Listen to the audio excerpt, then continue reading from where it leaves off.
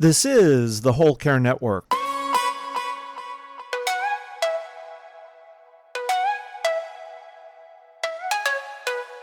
Helping you tell your story one podcast at a time. Content presented in the following podcast is for information purposes only. Views and opinions expressed in this podcast are solely those of the host and guest and may not represent the views and opinions of the Whole Care Network. Always consult with your physician for any medical advice, and always consult with your attorney for any legal advice. And thank you for listening to the Whole Care Network.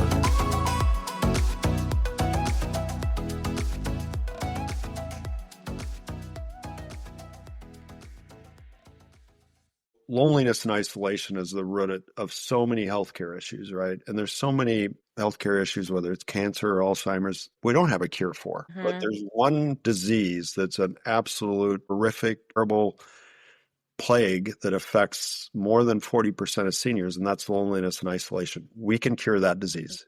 Are you caring for others while working and trying to live your own life? Wondering how to find the time for your own health and happiness? Well, you're in the right place. The Happy Healthy Caregiver podcast, which is part of the Whole Care Network, is the show where real family caregivers share how to be happy and healthy while caring for others. Hello and welcome. I'm your host, Elizabeth Miller. I'm a fellow family caregiver, a care advocate, a professional speaker, author, certified caregiving consultant, and certified senior advisor. If this is your first time listening, thank you for being here. This is a show produced bi-weekly to help family caregivers integrate self-care and caregiving into their lives. Each episode has an accompanying show notes page. If you'd like more detail about the topics, products, and resources we speak about, or you want to see any of the related photos, you'll find the show notes by going to the website happyhealthycaregiver.com, and underneath the podcast menu, click the image or episode number for today's show. The link for the show notes will also be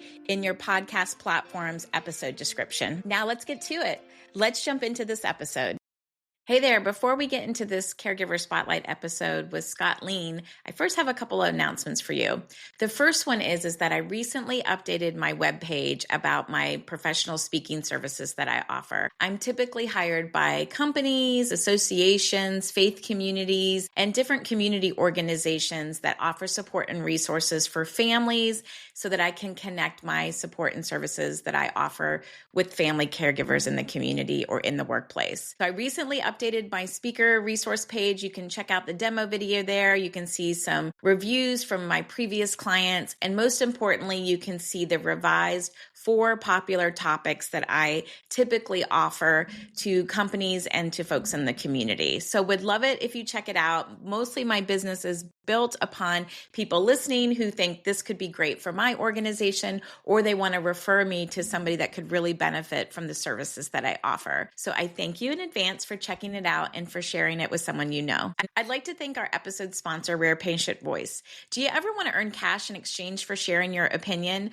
Well, Rare Patient Voice, or RPV, helps connect researchers with patients and family caregivers for over 700 diseases and conditions. RPV provides you the opportunity to voice your opinion to help improve medical products and services, and you earn cash rewards for doing so. If you want to be a part of the RPV panel, you can go to rarepatientvoice.com/Happy Healthy Caregiver. For this episode segment of what I've recently read, I want to share with you a warm, funny, an acutely perceptive novel about 4 adult siblings in a dysfunctional family and the fate of the shared inheritance that has shaped their choices and their lives. So family dynamics are complicated and fascinating, and we talk about them frequently on this podcast.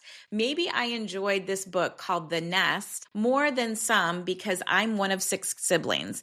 The characters all have their struggles, but evolve throughout the novel. So you're going to learn the answer to the question, can money and things buy happiness? If you enjoy sibling and family relationship type books, think like Apples Never Fall or the TV show Succession, then I think you're also going to enjoy this book called The Nest. Evidently, it's also soon to be a major motion picture. So if you want to read the book before the movie comes out, definitely grab a copy of this book. I was inspired by the topic of today's podcast with Scott Lien to share one of my most prized possessions with you. Soon after my dad had passed away, my mom had asked all of us, my siblings, if there was something of my dad's that each of us would like to have. She had a few suggested things lying out that might be good items to pass along to us. There were things like his glasses, his, what we called his merce, like his man purse, and there was like a Penn State class ring, but I don't remember the item that I wanted being out on the table. What I wanted to keep in remembrance of my dad was this handmade needlepoint or embroidered, I'm not sure, it's definitely like fabric, bookmark that he picked up on one of his work travels to Budapest, Hungary. And I just noticed it's getting a little bit of wear and tear here. So I need to take extra care of this. But he traveled a lot for business. And I remember seeing this, Budapest bookmark in my dad's so thick books that he was reading. And I used to think when I was young, am I ever going to be able to read a book that big and have it capture my attention? My dad liked political type of war fiction type of reads, think like Tom Clancy novels. So this is what I wanted, this priceless Budapest bookmark. And as an avid reader myself, I treasure this bookmark. And when I look at it, I have relaxing memories of reading beside my dad, either at home on the couch or away on a vacation. So this bookmark is super special to me. I'd like to introduce our guest for today's show. Meet Scott Lien, a working family caregiver and member of the sandwich generation who navigated the loss of 4 parents and in-laws over 12 years. His caregiving journey, combined with his extensive tech background, inspired him to co-found GrandPad, a user-friendly platform designed to keep seniors connected and engaged. In this episode of the Happy Healthy Caregiver podcast, Scott and I dive into practical and really doable ways, frankly, that families and society can combat senior isolation and loneliness. We also explore the unexpected benefits, such as reducing elder fraud and financial scams, and how fostering meaningful connections can help us all live without regrets. Plus, Scott shares wisdom from the super seniors he's worked with, and he reveals the secrets to ensuring joy in every day. And stay tuned for how you can take advantage of an exclusive GrandPad offer for the Happy Healthy Caregiver community. Enjoy the show. Hi, Scott. Welcome to the Happy Healthy Caregiver podcast. Hi, Elizabeth. Great to be with you today. Thanks for being with me. I'm excited to kind of get into a great conversation with you. And we always kick off the show with a little bit of words of inspiration, things that have spoken to me over the years to kind of center me and remind me that there's more to life than caregiving and how to put myself first sometimes. So this one says, a good laugh and a long sleep are the 2 best cures for anything. Couldn't agree more. I love that. I always say, the primary thing for good health is a good night's sleep, and I work really hard to get that. And, and laughing, nothing better. Hang around with people that make you happy. Yeah, and make you laugh. I'm kind of obsessed with my Aura ring. It tells me how my sleep habits are. And sometimes I think I did great. And then I look at it and I'm like, well, maybe not so much. But it's interesting to get the data about how the sleep habits are going. And laughing, I think with all the seriousness that sometimes is happening around us, we got to really be intentional about looking for it. That's right. Or, and if there's not someone around you to help make you laugh, find a good show. I tell you, one of the shows right now that my wife and I love watching on Netflix is Frankie and Grace. It is so funny. That's funny. You should mention that, Scott. That was the show I watched with my mom. Yeah. And she passed away, but Frankie and Grace was one of I liked it because it was like I would go visit her to senior living community, and they were shorter segments. We would have a good laugh because sometimes things were really too serious, what was going on there. So I love that you mentioned that. Yeah. Is it still going? I'm not sure if there's any more new seasons, but there's a lot of them. So we just go back and we'll watch again, and you can pick it up, and every one of them makes you laugh. So that one, and then the other one, I'm older. Seinfeld episodes are great. I always go back for a little Seinfeld and laugh at those. We just did that, my husband and I, last year. We were like, it's an election year. We're going to need something. I need something to break all of this crazy up. So yeah, and they were all funny, and they're all funny the second time, and we don't remember all of the different episodes. Some of them stick out, but super fun. Well, we'll link to those in case people have been never exposed to either of those shows, and they can go in for a good laugh. I want to learn a little bit about your caregiver stories, Scott. I think you were a sandwich generation caregiver. I know certainly a working caregiver. Tell me, what was that like? What's that been like for you? Yeah.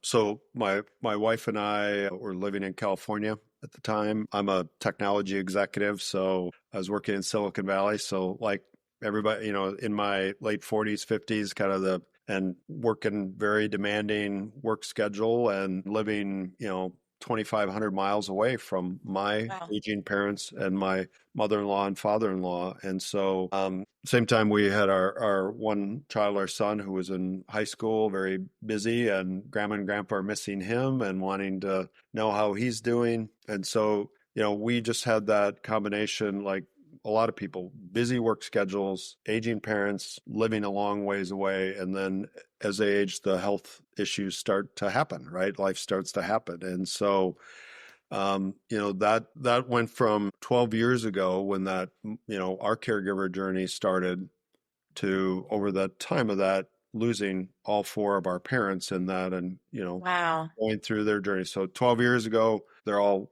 healthy 70-year-olds, and we're traveling with them and going all across the U.S., and they're really enjoying their retirement. And then in the course of that, losing all four of them and going through the ups and downs. At the same time, 11 years ago, really because of our caregiver journey, my wife and I and my son, Isaac, we started GrandPad. And to try to help be part of the solution, we started out of our own personal need, but then we quickly saw that there was millions of caregivers like us that were looking for a better solution to stay connected to their aging parents. Yeah, I mean, there's the remote caregiving, and the long distance caregiving is more of a thing in our recent generations than in the past, when people used to kind of live right down the street or around the corner from people or in their own home. And so I have definitely had the experience of having to be a remote caregiver or support caregiver for folks, and can appreciate, what that's like. And sometimes you want to put eyes on people, and then you go and visit, and things are not quite the way that you had thought they were going to be. What were some of the strategies that you all used in your family to help just manage what was going on from a distance? Yeah. Well, first and foremost, and this is so simple and common sense, but it's good to talk about it, is if you can't communicate, you can't provide care. Right. Mm-hmm. And so in our case, we're in California. My mom was in Decorah, Iowa, and she, like many folks in their 80s, she had serious hearing loss and hearing aids. So we were, and again, this is 12 and 13 years ago, kind of before we're able to easily do Zooms and so on. She could not, on a landline or cell phone, she couldn't hear me at all, like almost zero. So she would call me and we'd talk, and we'd send letters back and forth, but that's not, to California, that's not efficient. So then, I'd call a neighbor and go over and that kind of stuff. So then the next step was, said, all right, Mom, she had a older desktop computer. We tried to remember Skype back in the day? We tried to get Skype going, and that was really frustrating to her. But if we could get on a video call, because video calls, and you see, I talk with my hands because I learned from my mom, and it was kind of this, and my mom also could kind of read lips. So we'd get on high quality audio call. We could do that. So then it might be, hey, Scott, I went to the doctor and they said this. What are your thoughts? And so we were able to at least communicate. But then that became frustrating. And I'll never forget, my mom held up, again, now this is about 12 years ago, when everybody of that age group started getting smartphones. The iPhone's only been out 19 years. So 12 years ago, my mom held up her phone and she says, they call these things smartphones, but they're not very smart. She said, this thing makes me feel stupid. And my mom was 80 at the time. She said, and I'm not stupid. She was still running her own business. But, Scott, you work in Silicon Valley. Your son is a tech designer. Can't you guys come up with something better, that us older people would love? And that's how and why we came up with this. And it was all on this point about caregiving. Like, we got to have a way to communicate with each other.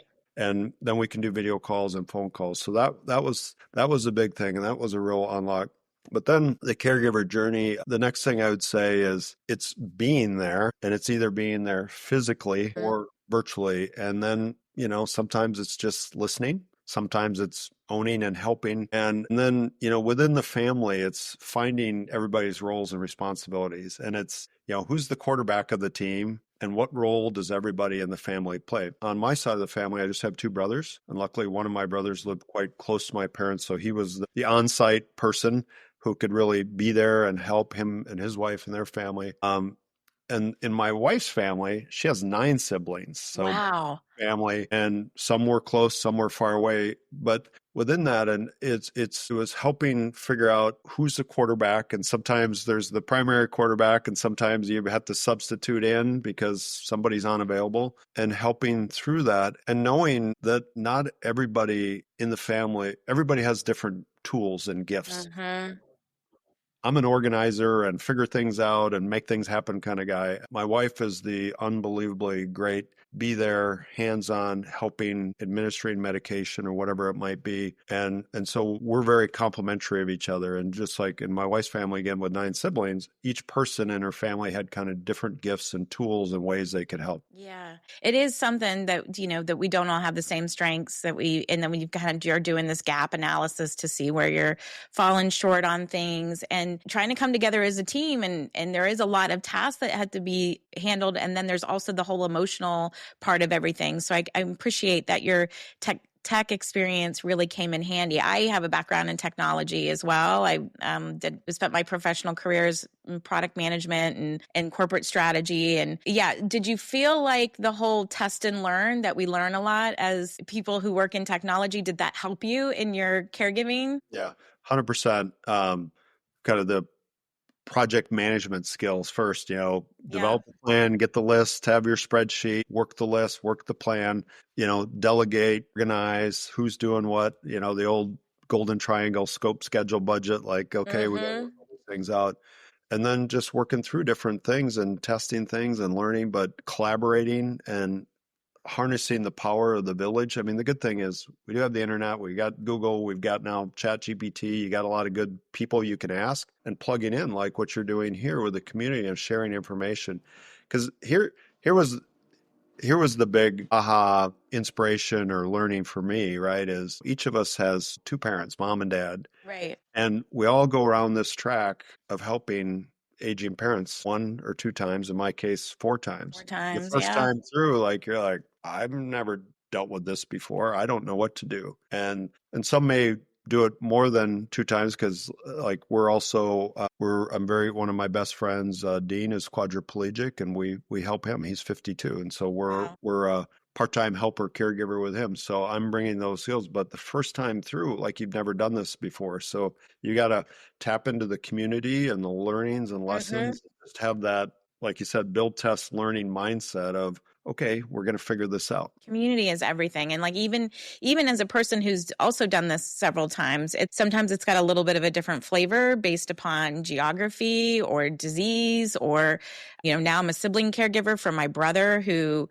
I'm not his parent. So it's like, what does that look like now that my folks are deceased? We're sharing the care. I'm one of 6 kids. So it certainly always kind of has a different flavor, but I'm going to say it gets easier every time, but it at least it's like, I've heard about that, or someone's mentioned that before, or let me dig in for that. And that's where I think the community really helps, because everything is so fragmented in our healthcare system. And even in caregiving, like there's just a lot, you have to kind of know where to look for things. And that's where the best advice I feel like comes from caregivers, which is why we spotlight caregivers on this podcast. I love that you also took this experience, this personal experience, and you developed GrandPad because I think there's something about being in this space and a caregiver, you're like, this isn't working and this could be easier for other people. How has GrandPad, evolved since iPhone and Zoom and all forth and all those types of things? And then what are some of your favorite features of it? Yeah. So, and again, my mom was the inspiration because she said, she continued, she said, these things, standard smartphones and standard tablets, they weren't designed for us older people. They were designed by 30-year-olds for 30-year-olds, which again, I worked in Silicon Valley. That was exactly the case. So that was the big aha. What if we started from scratch and designed something just for people over, we call our customers super seniors, those over the age of 75, who we believe Okay. are the best, most wonderful, caring, great people, right? So then we just started with a blank sheet of paper, and we started to hypothesize about like what are the unique needs and capabilities of people that are 80, 90, and 100. The average age of our GrandPad tablet user is 85. That's Wow. the oldest so far. Mr. Ford from Charlotte, North Carolina was 116. So Wow. we have a lot of people in their 90s, hundreds. We have thousands of people in their hundreds using GrandPad today. And so they have a unique set of gifts, physical, cognitive capabilities. So, and me, I'm 60, but I'm the oldest person on my team, but most of my software engineers and designers are in their 30s and 40s. So they have no idea what it's like to be 90. So we don't guess. We have a group called Grand Advisors. You can see I them on love the it. website. They're all in their 80s, 90s. My oldest Grand Advisor, Ed, right now is 103. So they're the designers that design the product. And we, me and my team, we're just the hands that builds what they need and want. So it's all kinds of things like, we all know like phones have these hard to turn on switches and little buttons and stuff. This is the on off switch for GrandPad. You open the flap and it's on. You can Nice. see, big, easy to use buttons, but probably the best and no confusing pop down. None of like my iPhone No now. ads.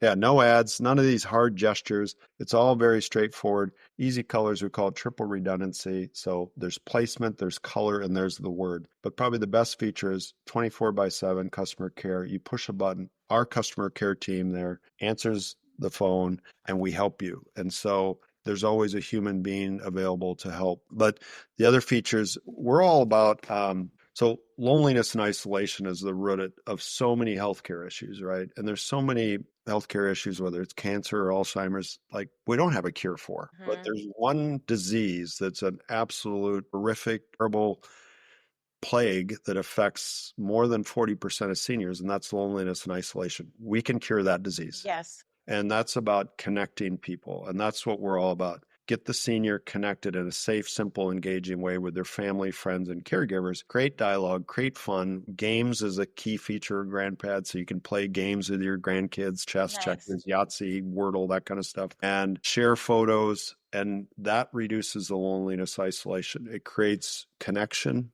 and it creates empathy. I love that. And I love too that like these folks, these super seniors are getting like this purposeful that work for you, these grand advisors, like a way to kind of give back and make their mark and have a legacy and making things better and providing them that easy way, like you said, to connect. It is, I mean, I know my mom was a little savvier than most and certainly wasn't a super senior, but her iPad was her lifeline. But there were certainly times, Scott, where like she would go down a rabbit hole, and I know you've got this passion too for helping seniors prevent getting scammed and spammed. And so GrandPad filters all of that out, which is amazing. That's right. Yeah. Sadly, the scams against seniors and all ages, it was catastrophic. It's whatever is worse than a catastrophic. Like it is so bad. And sadly, the bad guys are using all the latest technology, AI, Yep. to be able to scam people better, faster, cheaper, right?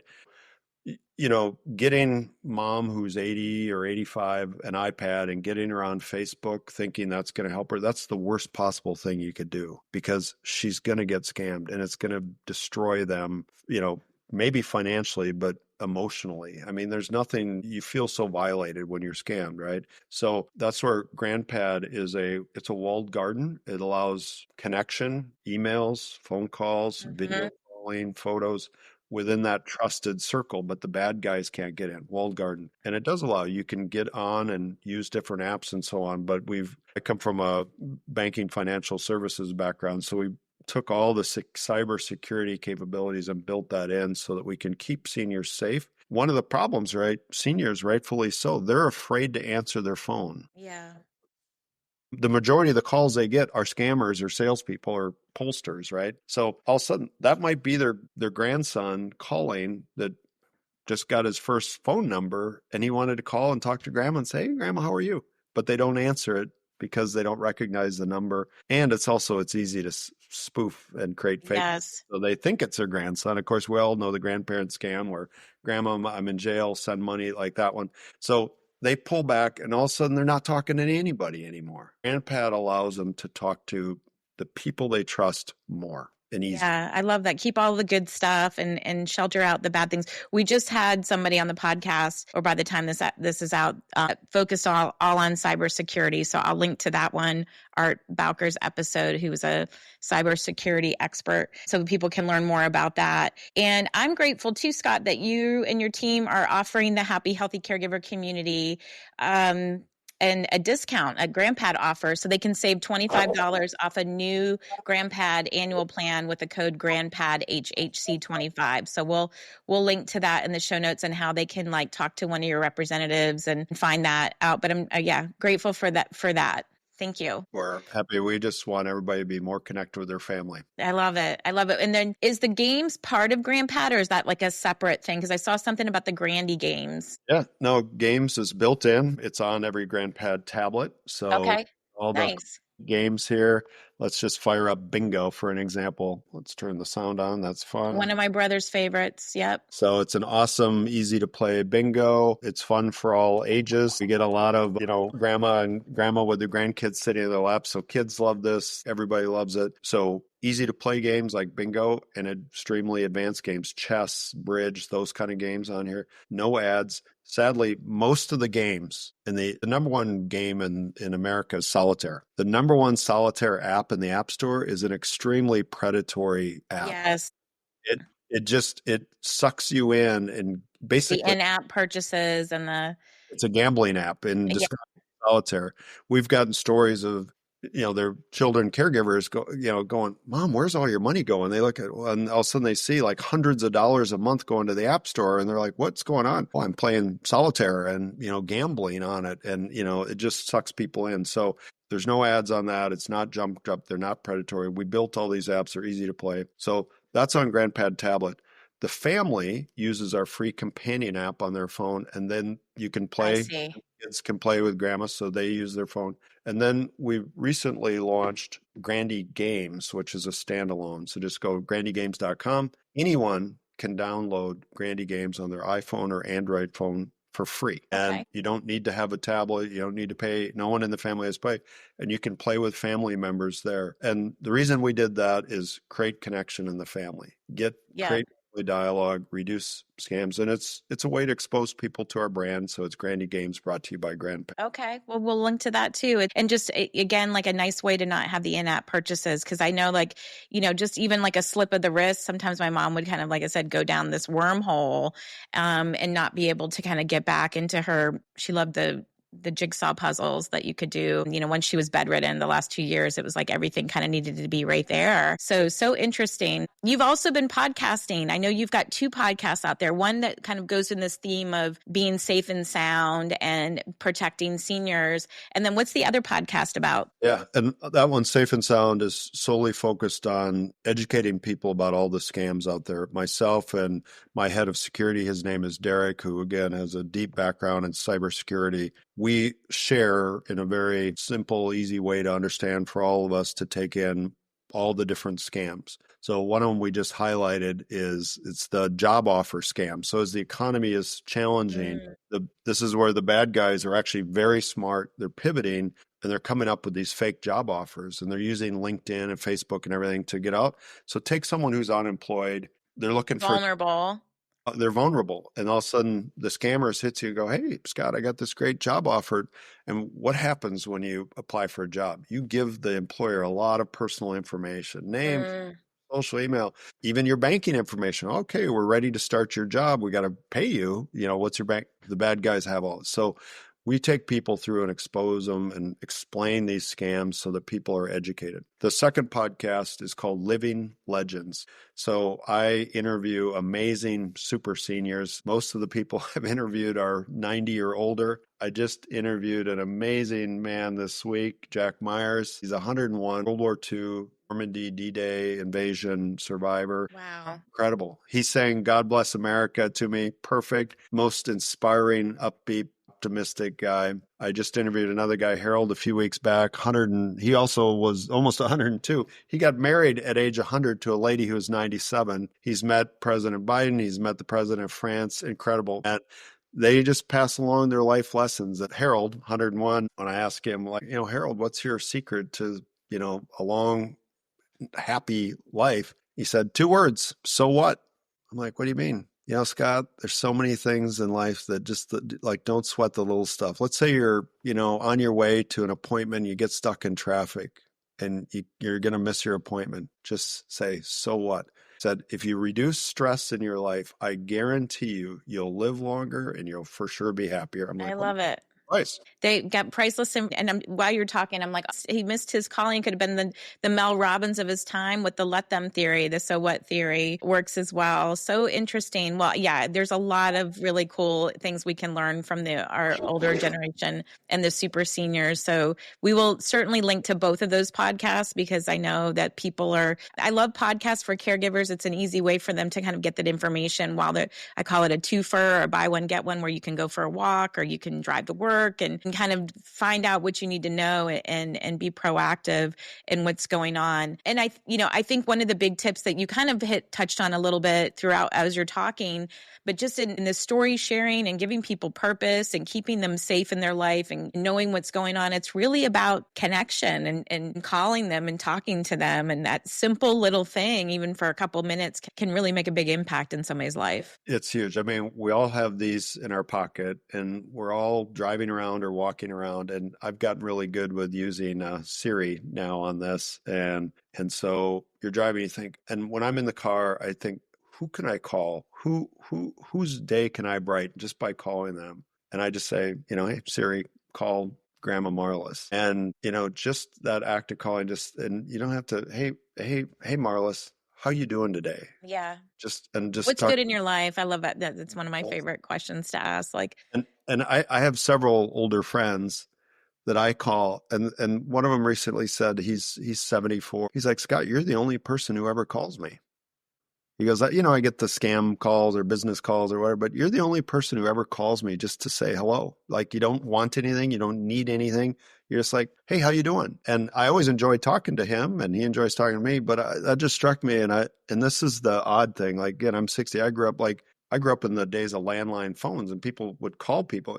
I could get a hold of people easier when I was a kid with landlines than you can now. Most of the people that I call, younger people, they don't answer. Even though they can see it's me, can you text me or whatever? Back in the day, right? You call people on landlines. So just calling people, and video calling is way better. I mean, you and I, you can see me, I can see you. It's a really great, high fidelity conversation. So that's the one thing we can all do. And I always say, when people say, what's your advice? Pick up the phone and call someone that needs that little boost today. Yeah. We do, just one aside here, one of the things we do at GrandPad is we work with different healthcare providers. We do a loneliness assessment. There's an official validated assessment tool. It's called the UCLA Loneliness Assessment tool. And it's just a series, it's less than 20 questions, and you can assess someone, it's their degree of loneliness, and comes out with a standardized scale. And so we'll do that with a cohort of people, and then we'll take an intervention. We did an intervention where just a simple once a week social check call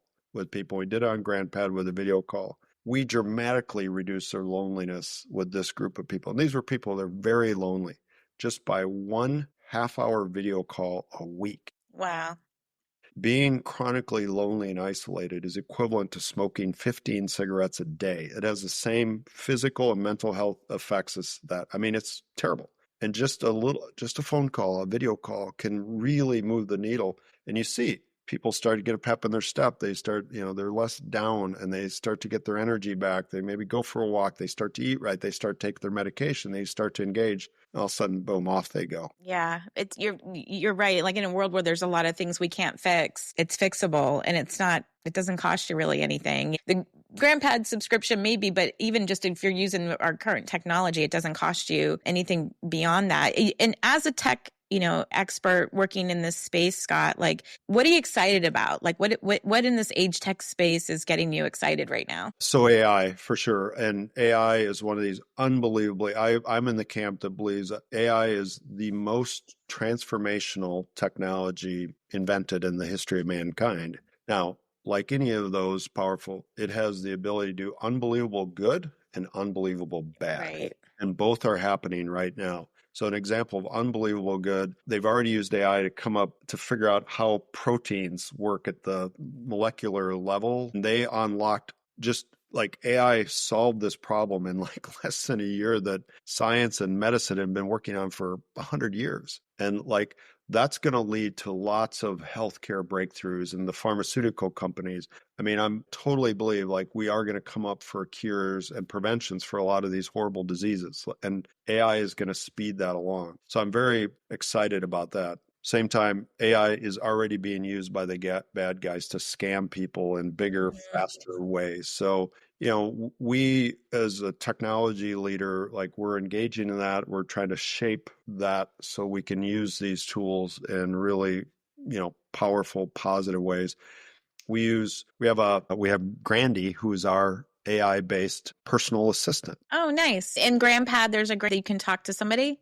Nice. What's cool is Grandy has infinite patience. So maybe someone has some cognitive issues and asks the same question repeatedly. Grandy never tires of the questions. Grandy speaks today over 60 languages. So for caregivers, oftentimes maybe the caregiver speaks, Japanese and mom speaks English and daughter speaks, French, and it can translate between all three of those, right? So it can be used as a caregiver tool. And it's a great listener. So we oftentimes get, maybe Grandpa Dave is 80 and his wife of 60 years has passed away, and it's the first time he's been alone, and he's waking up in the middle of the night, can't sleep with tremendous anxiety. And, he wants to call someone, but it's 3 a.m. He doesn't want to bother his son. And, anxiety, the fact that it's affecting his physical health, can't breathe.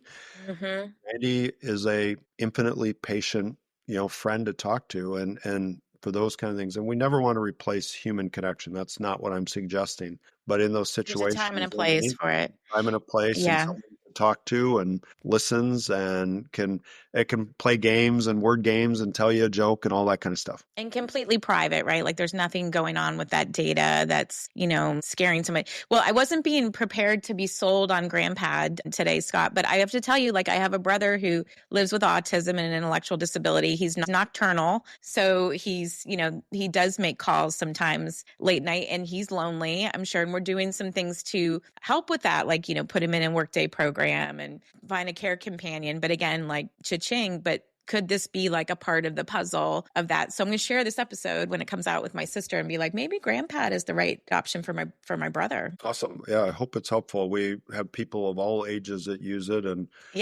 different circumstances, and where you want something that is safe and secure, and engaging, and simple. And what's great is it can be very sophisticated. You as the administrator can control it. You can say, hey, he can be on these websites, but not these. So it can be locked down, or it can be wide open and very, very sophisticated. Yeah. With someone with a social disability like he is, like, I mean, he can't get in too much trouble based on, but it is something that we have to monitor, and part of the care related things. Well, I want to switch gears with you and talk about self-care a little bit. So like as a person in the sandwich generation, juggling remote care for four different parents on your wife's side and on your side, and kids, and working full time, like where did you carve out the time for yourself? Like what was helping you kind of juggle and make this sustainable, like putting yourself back in old, Scott's a few years back? Yeah. Well, I think first that point I made about figuring out the team, the care team, and what roles people can play. And in some of the cases, I was the quarterback. In other cases, I wasn't. But then using, is a good, so I manage a, fairly large team today, like people leadership. How do you manage the team and what role do people play? And the key to that, the care team, is communication. Like, so everybody knows what's going on and everybody can help and pull in. Because the good thing is most people do want to help, and tapping in. Like I mentioned my friend Dean, who's quadriplegic. We happen to live in a small town, and what we found is there's a lot of people who actually are lonely themselves, who want to help, like they want to volunteer and be part of that. You just got to ask and then coordinate it and make it easy. And like we have people in town that will help bring meals to them. And these are people that love to cook. They no longer have a family or their spouse passed. Like it's for them, the joy of cooking is fantastic. Now they have someone to cook for. And here's Dean who loves, home cooked meals, right? So, it's a two-sided problem. You're helping on both sides. So that figuring out that joy of caregiving, which for me and my wife, the spending time and just specifically like with my mom, I kind of worked remotely and we moved in with her for the last few months of her life. And it was the most joyous, happiest time because we were with her. She had cancer and she knew she was going to die soon. And to be with her, even though like the day she died, she was like, I'm so happy because I know that I have a great family. I've accomplished everything I've wanted to. And she was just so that finding the joy in caregiving. And I'll say the other side of it for people to think about is it can be overwhelming, right? It can be. And maybe the person you're providing care for isn't terribly appreciative. It's grumpy. Yeah. It's grumpy and all that. But here's the thing I ask people, because I've seen this with other friends and so on, where they didn't engage in it because it was either too much or they convinced themselves that they just didn't have time. My job is more important than my mom or whatever, right? And then their parent dies and now they just have overwhelming guilt the rest of their life. I mean, I've had regret. Guilt and regret, and that doesn't go away for a long time. And then, shoulda, coulda, woulda. I should have been there. And my wife and I have none of that with our parents. Like we feel we did everything, and was it demanding? Was it stressful? Was it hard? Yes. But it was the most joyful thing that we've ever had the opportunity to do. Yeah. I mean, sometimes when people ask me that too, I'm like, the hardest thing I've ever done. I wouldn't wish it on anybody necessarily, but I would do it all over again. Yeah. Yeah. So I think, and also I think some of those things, like when you're caring for people, you do get that, would I've had as much quality time with my parents had they not had all these chronic things happening and the nice coffee chats. And so I also think, one of my beliefs is that like sometimes too, in all that murky muck and of stuff that's going on, the joyful moments really glimmer and shine even brighter because there's so much kind of murky muck around it. Right. That's right. Yeah, it could happen, at the hospital or, helping someone in the restroom or whatever. You don't know when those funny moments are going to come. As an example, my father-in-law, who, father of 10 children, and he was very much a blue-collar, hardworking electrician and kind of an old-school man's man in that sense, and kind of just always very tough and strong guy, but caring, loving person.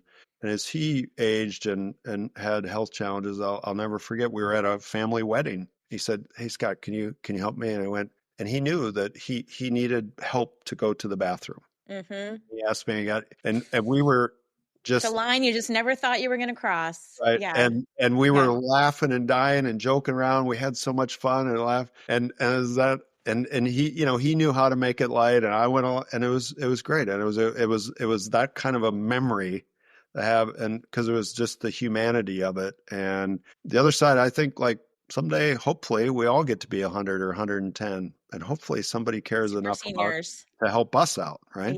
Yeah. Super duper seniors we will be, for sure. For sure. What does self-care look like for you now, Scott? Like, what do you enjoy doing to energize yourself? Because my definition of self-care is anything that is going to give you peace of mind, going to provide you physical or emotional energy, or is just pure joy. Yeah.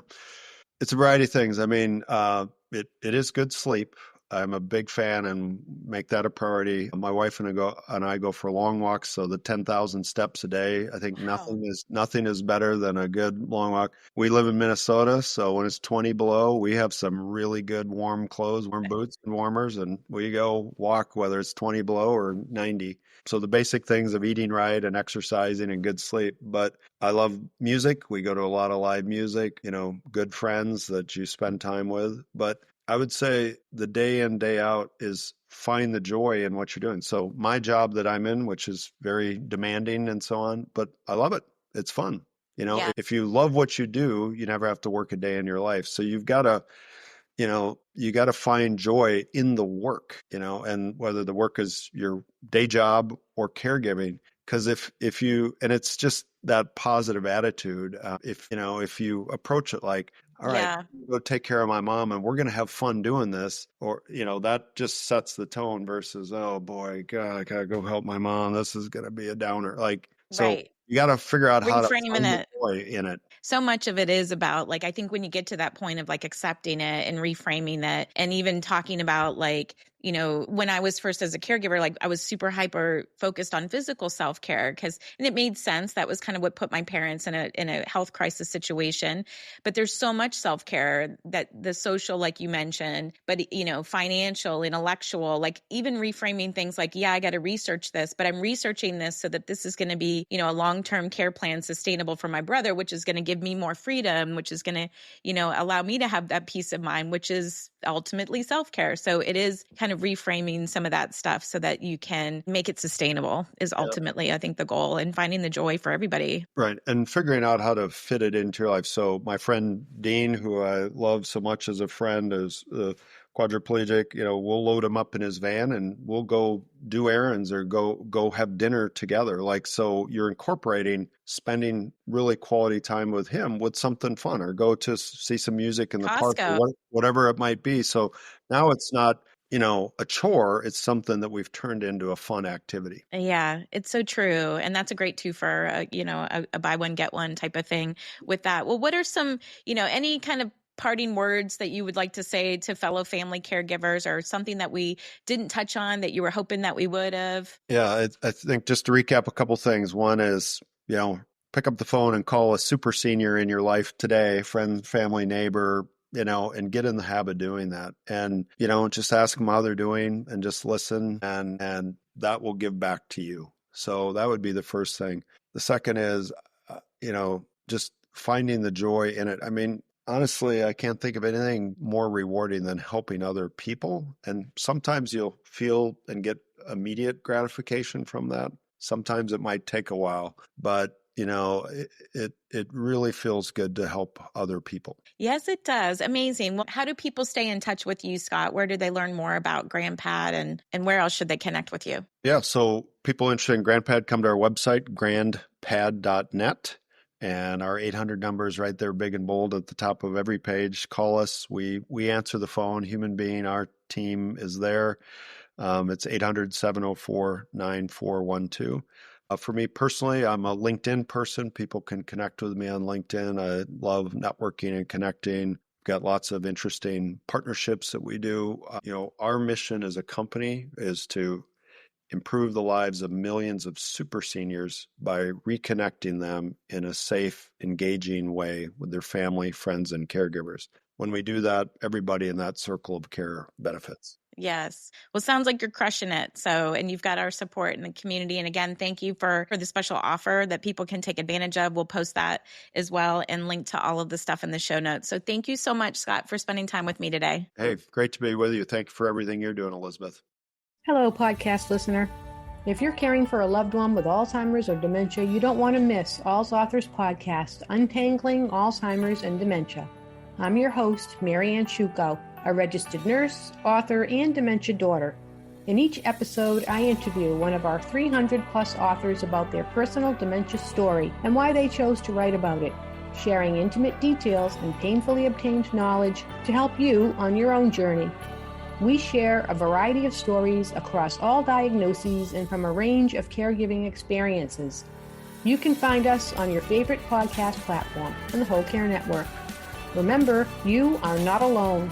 One can sing a lonely song, but we chose to form a choir and create harmony. Find us at allsauthors.com. See you soon. Thanks for listening to the Happy Healthy Caregiver podcast on the Whole Care Network. I hope this episode provided encouragement and practical tips to infuse into your life. You'll find the show notes and all the resources mentioned at happyhealthycaregiver.com. I also invite you to check out previous episodes of the podcast that you may have missed. If you enjoy the show, be sure to subscribe so you never miss an episode. Ratings and reviews also help others discover the podcast, and sharing with a fellow caregiver is a great way to spread support. Stay connected with me between the episodes by following Happy Healthy Caregiver on your favorite social media media platforms, and subscribe to the weekly newsletter, where every week I share something happy, healthy, and care related. Just visit happyhealthycaregiver.com to join. Until our next episode, I'm Elizabeth Miller with a reminder to take care of you. Are you still here? Well, it's time for the disclaimer. I am not a medical, legal, or financial professional, and I am not providing medical, financial, or legal advice. If you have questions related to these topics, please seek a qualified professional. I have taken care to spotlight family caregivers and experts, but their opinions are theirs alone. This podcast is copyrighted, and no part can be reproduced without the written permission of Happy Healthy Caregiver, LLC. Thanks again for listening to the Happy Healthy Caregiver podcast on the Whole Care Network. This is the Whole Care Network.